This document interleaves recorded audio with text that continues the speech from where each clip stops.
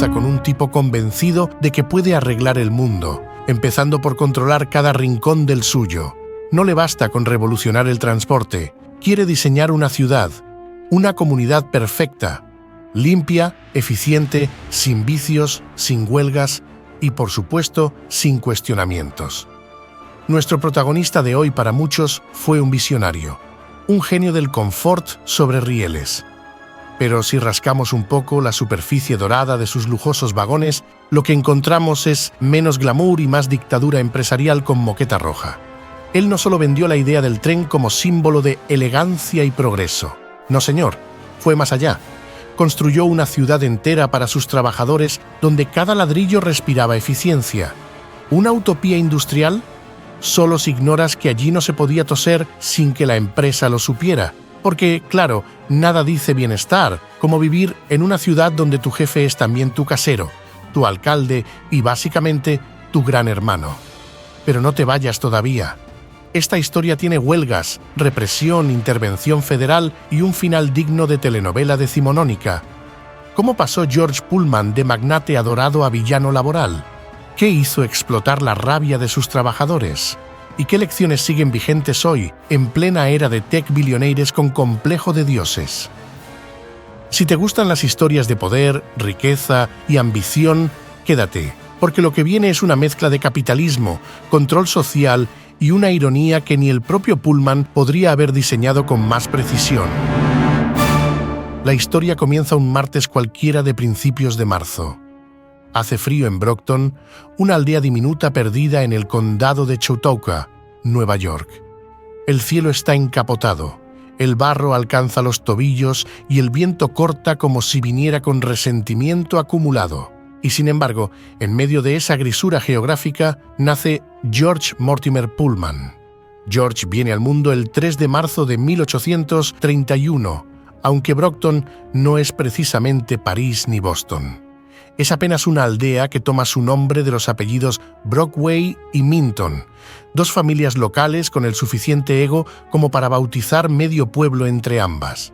Su madre, Emily Caroline Minton, es una mujer discreta pero resistente, de mirada firme y modales sobrios. El padre, James Lewis Pullman, aunque todo el mundo lo llama simplemente Louis, es carpintero, inventor aficionado y soñador a medio salario. Un hombre enjuto, con la camisa siempre remangada y una barba tan desordenada como su escritorio. Eso sí, nadie puede negar su genialidad. En 1841, patenta una máquina que permite levantar edificios con tornillos de elevación para colocarles nuevos cimientos. No es poesía, pero es progreso. George crece entre virutas de madera, planos a medio trazar y herramientas que parecen salidas de una novela de Julio Verne. Asiste a las escuelas del pueblo, que no son exactamente Oxford, y pronto empieza a ayudar a su padre en los proyectos de elevación estructural. No parece quejarse. Es observador, metódico y tiene ese tipo de ambición silenciosa que no levanta sospechas hasta que ya es demasiado tarde. A los 14 años, en 1845, la familia Pullman se muda a Albion, Nueva York. No es que Brockton les quedara chico, es que el Estado tiene planes más grandes: ensanchar el canal de Erie. Este canal, una obra monumental que conecta el río Hudson con el lago Erie, reduce los costos de transporte entre el océano Atlántico y los Grandes Lagos y transforma a Nueva York en un epicentro comercial, una especie de Wall Street con botes. Louis Pullman, por supuesto, está llamado a colaborar con su invento, así que allá van todos, con cajas, herramientas y esperanzas envueltas en mantas. El clima en Albion no mejora mucho, pero el negocio sí. George, mientras tanto, trabaja para un comerciante rural. Vende clavos, cuerdas, harina y probablemente algo de paciencia. No parece un trabajo épico, pero al joven Pullman le sirve como entrenamiento para lo que viene. En 1856, cuando apenas tiene 22 años, la vida le hace su primer gran guiño irónico. Su padre fallece y con él toda la estabilidad familiar. George no llora, al menos no en público, y en lugar de lamentarse, toma el timón del negocio con la seguridad de quien ya lleva media vida observando a su padre mover casas como si fueran piezas de ajedrez. Ese mismo año, obtiene un contrato con el estado de Nueva York para trasladar 20 edificios fuera del Camino del Canal en expansión. Nada mal para un joven huérfano de pueblo con una caja de herramientas, una patente heredada y una visión que empieza a perfilarse como algo mucho más ambicioso que carpintería. Y aquí apenas comienza la historia del hombre que un día convertirá el viaje en tren, ese suplicio de madera, hollín y sacudidas, en una experiencia casi lujosa. Porque George Pullman no solo quiere mover casas, quiere mover el mundo, un vagón a la vez. Chicago, década de 1850. Una ciudad joven, arrogante y completamente empantanada, literalmente. Construida a ras de las orillas del lago Michigan, la ciudad se hunde en su propia ambición. Las calles, si se les puede llamar así, son más bien charcos interconectados por tablones inestables. Los zapatos se arruinan en cuestión de minutos y el romanticismo muere, junto con otros organismos microscópicos, en las aguas estancadas que perfuman cada rincón. Hay quienes dicen que en Chicago no se camina, se nada con resignación. La situación es tan insostenible como insalubre, así que los líderes locales deciden hacer lo impensable: elevar toda la ciudad, no construir encima, no limpiar, elevarla, entera, como quien acomoda un retrato torcido, pero con ladrillos, barro y cientos de edificios de varias toneladas. ¿Absurdo? Tal vez. ¿Posible? Solo si uno es lo suficientemente testarudo como para intentarlo. Y justo ahí entra George Mortimer Pullman. Ahora con 28 años, Pullman ya no es el aprendiz que levanta graneros con su padre en Albion. Es un hombre hecho y derecho, con ambición de acero y modales suaves como terciopelo. Tiene el cabello oscuro, la mirada firme y la costumbre inquietante de ver oportunidades donde otros ven pantanos. Lo acompaña Charles Moore, su socio comercial de Albion. Moore es más reservado, más práctico, el tipo que revisa 2 veces cada medida y no sonríe a menos que el presupuesto cierre al centavo. Juntos forman una dupla extrañamente eficaz. Uno sueña, el otro calcula. En 1859 llegan a Chicago como si fueran a conquistarla con cuerdas, gatos hidráulicos y temple de pioneros, y lo primero que hacen es levantar el Matson House, un hotel de ladrillo grande, elegante y muy terco en cuanto a su posición topográfica. El edificio no se rinde fácilmente, pero Pullman y Moore tampoco. Lo elevan, centímetro a centímetro, sin quebrar un solo ladrillo, como si fuera una caja de música. La noticia corre rápido. Si estos 2 hombres pueden levantar un hotel entero sin dañar los candelabros, tal vez puedan hacer lo mismo con todo un vecindario. Pronto, Pullman se convierte en una especie de mago de las alturas, el hombre que desafía la gravedad con una sonrisa discreta y un contrato en la mano. Levantan más, luego más, hasta que forman parte de un consorcio que decide elevar una manzana entera. 98 metros de edificios de ladrillo y piedra, de 4 y 5 pisos, en el lado norte de Lake Street, entre Clark y La Salle Streets. Una proeza tan absurda como precisa, inmortalizada en una gran litografía por Edward Mendel, quien seguramente no pudo evitar arquear una ceja mientras dibujaba. Para 1861, George Pullman ya es una figura reconocida, no una celebridad, pero sí una especie de santo patrón de la nivelación urbana. Contrata a la firma Elian Smith para levantar el Tremont House de 6 pisos, y cuando el trabajo termina, la ciudad entera parece haber flotado casi 2 metros más cerca del cielo. Lo más impresionante no es solo el acto de elevar, es el cómo. Pullman y su equipo logran mover los edificios sin cerrar sus puertas. Oficinas abiertas, huéspedes entrando y saliendo, señoras tomando el té, mientras el piso sube lentamente, como si nada pasara, como si la ciudad simplemente decidiera estirarse después de una larga siesta. Los periódicos lo elogian, los políticos lo invitan a cenas y los empresarios lo buscan como si llevara la ciudad en su bolsillo. Pullman, mientras tanto, apenas sonríe. Él ya está pensando en algo más grande, más ambicioso y mucho más cómodo. Una revolución sobre rieles.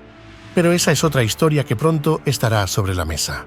Literalmente, una mesa en movimiento. Chicago, madrugada, año 1863. La ciudad duerme, aunque no del todo. En las fábricas el vapor resopla como un animal inquieto.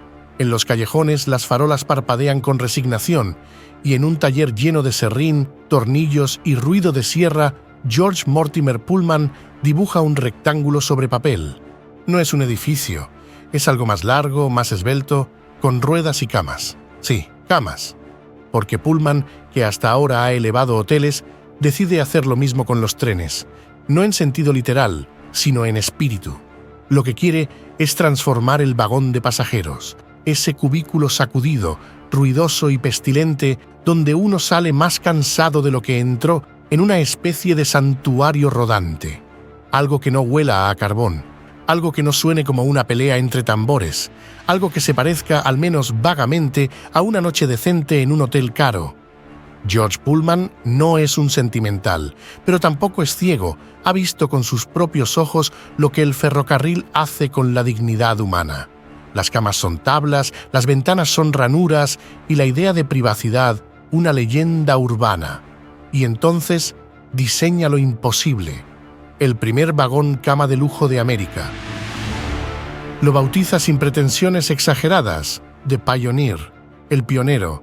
El nombre suena a epopeya, y en cierto modo lo es, porque The Pioneer no es un vagón cualquiera, es más largo, más ancho y más alto que cualquier otro vagón en existencia. Un problema logístico para cualquier vía férrea, pero una promesa irresistible para los pasajeros que ya están hartos de viajar como ganado educado. El interior está forrado en terciopelo. Las camas se pliegan con elegancia. Hay cortinas, lámparas de gas, espejos pulidos y acabados en madera que parecen haber sido tallados por artistas con tiempo libre y buen whisky. Todo huele a barniz nuevo y a ambición contenida. George supervisa cada detalle, desde los colchones hasta los tiradores de las cortinas. Para él, esto no es solo un negocio, es una declaración. El lujo también puede viajar en rieles y no tiene por qué avergonzarse de ello. Claro, no todo el mundo está convencido. Los ferrocarriles miran a The Pioneer con desconfianza. Es demasiado largo, dicen, demasiado pesado. No cabe en los andenes, no entra en los túneles, no funciona con los sistemas actuales. En resumen, no tiene futuro. Pullman sonríe. Está acostumbrado a que la lógica le estorbe el camino. Corre el año 1865 y el presidente Abraham Lincoln, alto, enjuto, con rostro de tragedia griega y el peso del país sobre los hombros, toma una decisión inusual: encarga la construcción de un vagón presidencial. No estamos hablando de un simple carruaje con techo, sino del equivalente ferroviario a lo que hoy sería un avión presidencial. Un espacio privado, móvil y decorado con toda la dignidad que exige un jefe de Estado en tránsito. Un símbolo de poder, pero también de civilización. El mensaje de que hasta en movimiento, la presidencia mantiene el decoro. Y entonces entra George Mortimer Pullman, que ya tiene en circulación su famoso Pioneer, pero ahora ve una oportunidad para algo más grande: crear el vagón más refinado que haya tocado rieles en América, uno que esté a la altura del hombre que salvó la Unión. El vagón se construye con esmero, todo está medido, pulido y barnizado. Hay maderas nobles, herrajes relucientes, terciopelo en los asientos y silencio en cada rincón. Pullman no deja nada al azar. Sabe que el primer mandatario debe desplazarse en algo más parecido a un salón flotante que a un transporte público con delirios de grandeza. Pero entonces, la historia, caprichosa como siempre, decide que Lincoln jamás verá su obra terminada. Justo cuando el vagón está listo, el país pierde a su presidente. Así, el tren más elegante de América recibe a su ilustre pasajero, pero no precisamente de la manera que Pullman tenía en mente. El vagón que debía acompañarlo en vida se convierte en el más insólito cortejo fúnebre sobre ruedas. Pullman no es de emociones públicas, pero entiende el momento. Ofrece su tren y organiza el traslado del cuerpo desde Washington hasta Springfield. El vagón presidencial, recién terminado, se convierte en un símbolo nacional. Cientos de miles de personas se congregan a lo largo del trayecto para despedir al presidente. Y entre la solemnidad, el país entero ve, por primera vez, lo que Pullman es capaz de construir. Y lo quieren. Todos lo quieren. A partir de ese instante, los pedidos de vagones Pullman se multiplican como rumores en una boda aristocrática. El país ya no quiere solo trenes, quiere experiencias, quiere lujo y quiere viajar como Lincoln, aunque sin el final trágico. El negocio despega y Pullman, con la mirada fría del hombre que no desperdicia ni un momento de publicidad gratuita, lo aprovecha. Los vagones cama se convierten en objeto de deseo. Aunque cuestan más de 5 veces lo que vale un vagón convencional, se venden como pan tibio en una tarde de feria. Pullman los comercializa con una frase que roza la poesía: lujo para la clase media. Una mentira a medias, pero muy bien decorada. En 1867, Pullman presenta su siguiente joya: el Presidente, el primer hotel sobre ruedas. Tiene camas, tiene cocina, tiene comedor y tiene ego. La comida rivaliza con la de los mejores restaurantes, el servicio roza lo imperial y los pasajeros no viajan, desfilan con dignidad sobre rieles. Un año después, llega el Delmonico, el primer vagón dedicado exclusivamente a la alta cocina. El menú está diseñado por los chefs del famoso restaurante Delmonico's de Nueva York. Ya no se trata de alimentarse, se trata de cenar con elegancia mientras el paisaje retrocede. Pero no es solo el vagón lo que deslumbra, es el servicio. Pullman, que entiende que el confort se construye con detalles humanos, contrata a afroamericanos recién liberados tras la Guerra de Secesión. Muchos habían sido sirvientes domésticos en el sur y ahora se convierten en porteadores Pullman. Hacen de todo: recogen billetes, venden literas, sirven platos, despachan telegramas, remiendan pantalones, convierten vagones diurnos en dormitorios y ofrecen conversación si hace falta. El trabajo no es fácil, pero es bien pagado, al menos comparado con otras opciones de la época, y ofrece algo que pocos empleos pueden: movilidad. Literal y simbólica. Los antiguos esclavos viajan por todo el país, ganan reputación y dentro de sus comunidades se convierten en figuras admiradas. El nombre porteador Pullman se transforma en sinónimo de respeto. Para George es simple. Él cree que los antiguos esclavos domésticos tienen la formación ideal para atender a los empresarios que van a utilizar sus vagones palacio. Así, sin ruborizarse, crea el que será durante décadas el mayor empleador de afroamericanos en los Estados Unidos. Y mientras el tren avanza, su imperio crece. En 1869, Pullman compra la Detroit Car and Manufacturing Company. En 1870, adquiere las patentes de su competidora del este, la Central Transportation Company. Y por si eso fuera poco, en la primavera de 1871, él y Andrew Carnegie, sí, ese Carnegie, rescatan a la tambaleante Union Pacific. Se sientan en su junta directiva como quien se acomoda en un sillón nuevo. Para 1875, la empresa Pullman tiene 700 vagones en circulación, varias docenas de patentes y cientos de miles de dólares guardados en bancos que ya saben bien quién es su cliente favorito. Y George Mortimer Pullman, el hijo del carpintero que una vez levantaba casas con tornillos gigantes, ahora levanta imperios con terciopelo. George Mortimer Pullman ya no es simplemente un hombre de negocios. Es una marca, un estándar, una institución. En sus vagones se duerme mejor que en la mitad de los hoteles del país y él lo sabe. Lo que tal vez no sabe, o finge no saber, es que el confort tiene un costo, no en dólares, en control. Porque Pullman no solo quiere que sus trenes funcionen como relojes suizos, quiere que todo funcione así: las fábricas, los empleados, sus rutinas, sus familias, sus sueños, todo. Y para lograrlo necesita algo más que vagones, necesita territorio. Así que en 1880, George Pullman decide fundar su propia ciudad. Sí, su propia ciudad. No una fábrica con dormitorios, una ciudad entera, con calles, casas, iglesia, teatro, biblioteca, hotel, mercado y hasta agua potable. La llama, con una humildad que casi conmueve, Pullman, Illinois. ¿Y quién la diseña? Nada menos que el arquitecto Solon Spencer Beman, conocido por su talento, su sobriedad y por no hacer muchas preguntas. La ciudad es un catálogo de simetría y planificación. Las casas están organizadas por tipo de trabajador, no por apellido ni por número de hijos, por función. Los maquinistas en un lado, los supervisores en otro, los directivos un poco más lejos, para preservar la dignidad de sus siestas, y claro, las casas de obreros más humildes lo suficientemente cerca de la fábrica para evitar distracciones y llegadas tarde. Todo girando en torno al edificio administrativo, un lago artificial y hasta un hotel. El hotel se llama Florence, como una de las hijas de Pullman, y como todo lo que lleva su apellido, es impecable, funcional y ligeramente intimidante. El teatro es bello, el mercado está surtido y las veredas están limpias como una convención de escobas nuevas. Todo funciona, y funciona porque Pullman lo diseña para que funcione. No hay cantinas, ni periódicos de oposición, ni propiedades privadas. Nadie es dueño de nada, excepto del cansancio que acumula cada día. Las casas se alquilan a los empleados, las tiendas se administran desde la oficina central, y si alguien se queja, bueno, probablemente está mal ventilado.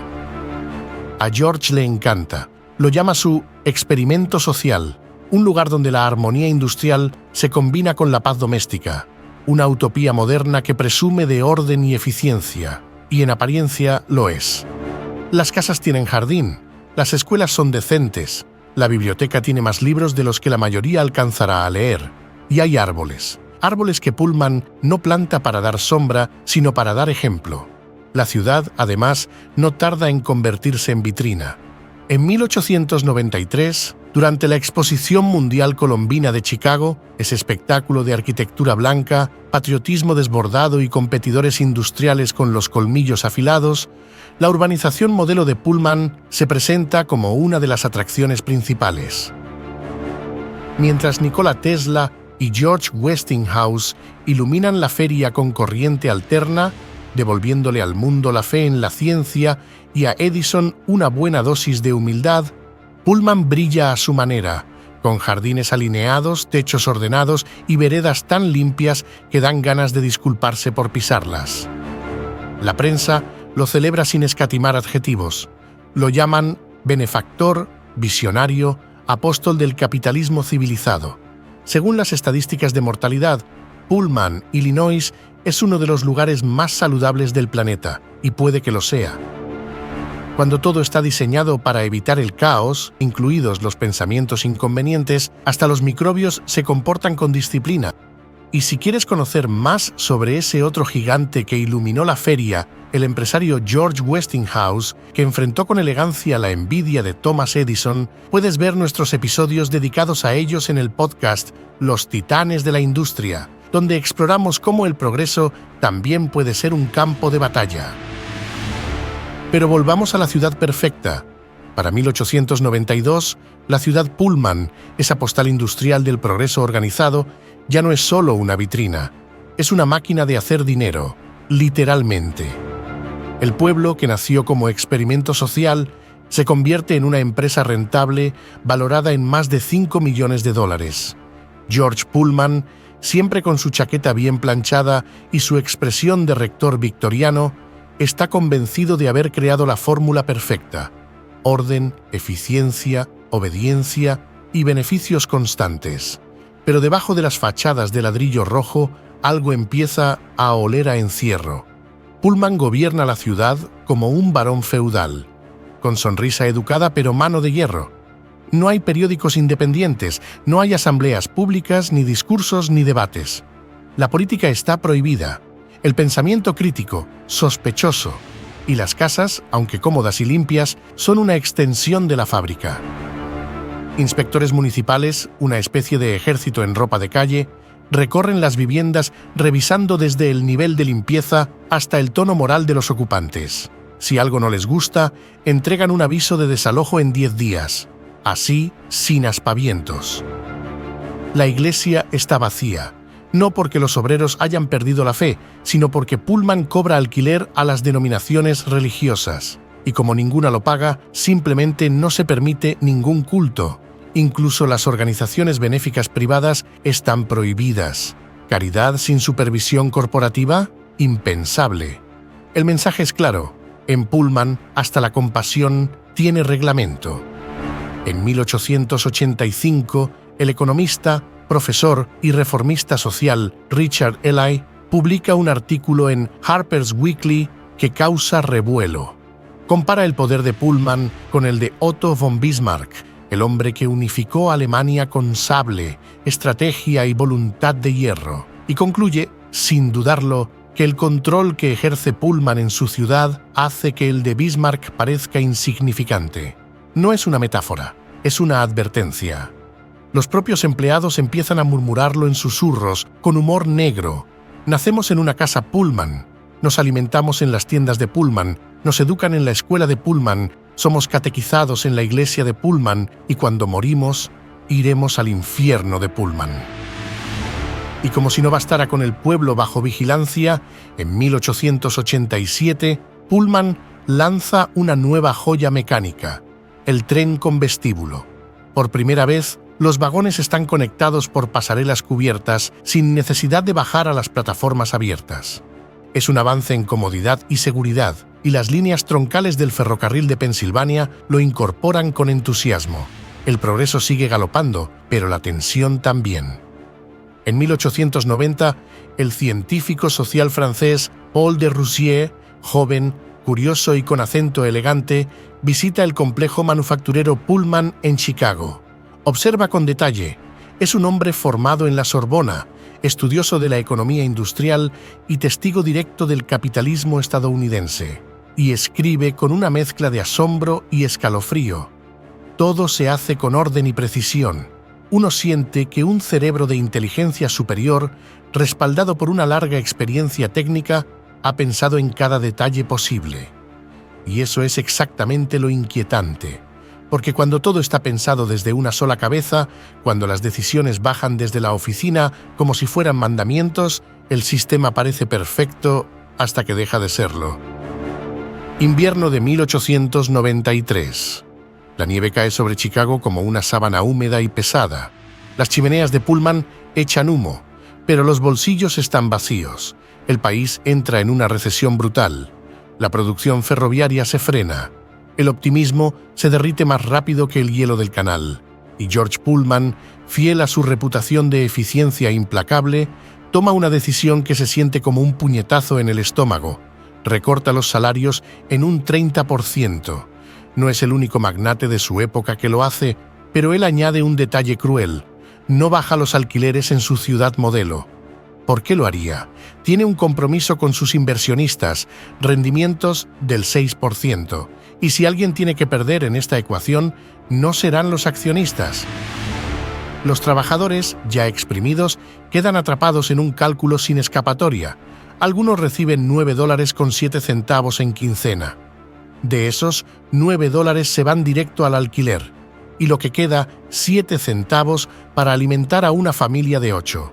Hay quienes se ríen, otros lloran, y no falta quien diga, esto es peor que la esclavitud del sur. Hasta que el 12 de mayo de 1894, la fábrica se detiene. Los obreros de Pullman entran en huelga, sin gritos, sin armas, solo con una convicción que les nace del estómago vacío. En los patios se acumulan cientos de trabajadores, hombres con camisas remendadas, mujeres que empujan a sus hijos en carritos polvorientos. Hay carteles hechos a mano. «Queremos justicia, no caridad», dice uno. «Pullman no es un padre, es un casero con látigo», dice otro. George Pullman no aparece, no habla, no negocia, se encierra en su casa y después la abandona. Lo que comienza como una protesta local se convierte en un incendio nacional cuando entra en escena Eugene Victor Debs. Tiene 38 años, pero su voz suena como si tuviera siglos de cansancio obrero en las cuerdas vocales. Pacifista, sindicalista, futuro fundador del Partido Socialista de América y 5 veces candidato presidencial sin éxito. Su talento no está en la oratoria dramática, sino en algo más raro. Sabe escuchar. En 1893, Funda el Sindicato Americano de Ferroviarios, con una idea simple. Los trabajadores no son piezas de repuesto, son personas, y cuando los trenes no se mueven, el país entero deja de funcionar. Debs camina entre ellos como si fuera uno más. Escucha, anota, habla con calma. Si un solo hombre sufre una injusticia, todos la sufrimos con él, dice. Y el aplauso no es un estallido, es un rugido. A los pocos días, el Sindicato Americano de Ferroviarios lanza un boicot nacional. Los trabajadores ferroviarios dejan de mover cualquier tren que lleve vagones Pullman. Las estaciones colapsan, las rutas ferroviarias se vacían, las entregas no llegan. 125.000 trabajadores se suman, 27 estados se ven afectados. Y en la Casa Blanca, el presidente Grover Cleveland empieza a sudar frío. Pullman, desde su exilio cómodo, da la espalda, no ofrece diálogo, no responde a las 5 cartas del sindicato, ni una palabra, solo silencio. Incluso otros industriales empiezan a perder la paciencia. Uno de ellos grita en una reunión: «Ese maldito idiota debería arbitrar. Un hombre que no se compromete con sus propios hombres es un maldito idiota». Pero es tarde. Desde sus oficinas, Pullman presiona al gobierno, y el gobierno, que depende de los trenes tanto como de las leyes, reacciona. La respuesta es rápida y, como era de esperarse, brutal. 2.000 soldados federales marchan hacia Chicago, oficialmente para restaurar el orden, extraoficialmente para que el país recuerde quién tiene la última palabra cuando los rieles se enfrían. Las calles, hasta entonces llenas de obreros cansados y mujeres con hijos en brazos, se militarizan. El ambiente se carga. La frustración acumulada se desborda como un río de furia. La huelga ya no es solo huelga, es enfrentamiento. Manifestantes bloquean trenes, las tropas responden y ese día los soldados disparan contra la multitud. El estruendo rompe el aire. Hay gritos, hay cuerpos en el suelo, hay carreras entre el humo. Para finales de mes, 34 personas han perdido la vida. Cientos resultan heridas y Chicago queda devastada. Los tribunales fallan, como de costumbre, a favor de los dueños del ferrocarril. La huelga se extingue. Y Debs, que intentó mantener la calma hasta el último instante, es arrestado acusándolo de desacato. Lo envían 6 meses a prisión. Y allí, en medio de barrotes y libros de Marx, nacerá un nuevo Debs, más radical, más decidido, más peligroso para los que creen que la justicia termina donde empieza la rentabilidad. Pullman no regresa, no da explicaciones. Su imagen pública queda arrasada. Donde antes hubo admiración, ahora hay desprecio. Donde hubo arquitectura modelo, hay ruinas morales. Una comisión federal lo investiga. El veredicto es claro: falta de humanidad, falta de flexibilidad, incapacidad para comprender que una empresa no es una maquinaria de engranajes, sino de seres humanos. La Corte Suprema de Illinois le ordena separar su empresa de la ciudad Pullman. La utopía de ladrillo se declara un fracaso social. El experimento ha terminado. Y George Pullman también. Es el 19 de octubre de 1897 y George Mortimer Pullman, a los 66 años, deja de respirar.